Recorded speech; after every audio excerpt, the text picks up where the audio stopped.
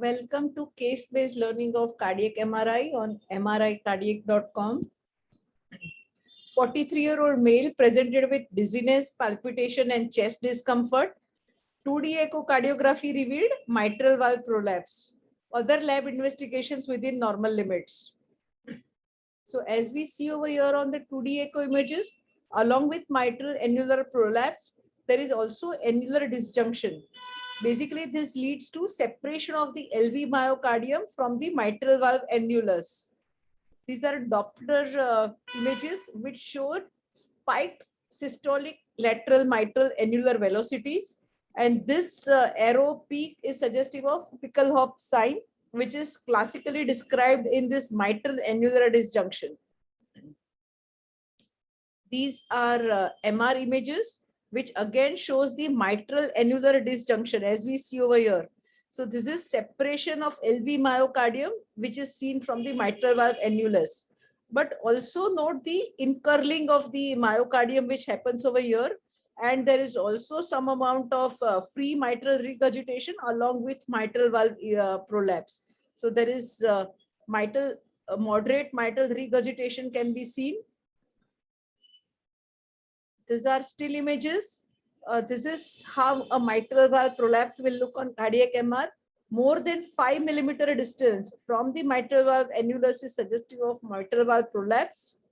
This is the mitral annulus disjunction, separation of the myocardium with so much of distance. But there is also incurling of the mitral LV myocardium, and this is the curling distance how we can obtain. The role of MR is because these patients can have some amount of fibrosis here.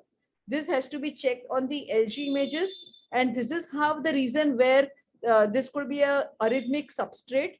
So any patients of MVP developing arrhythmia, further workup should be performed with detailed echo and MR, and to look for fibrosis, because in case if there is fibrosis which is seen, then the appropriate treatment has to be started.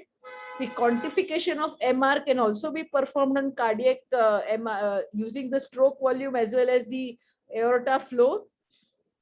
And the late gadolinium enhancement images should be performed, especially to look for fibrosis in the basal infralateral wall.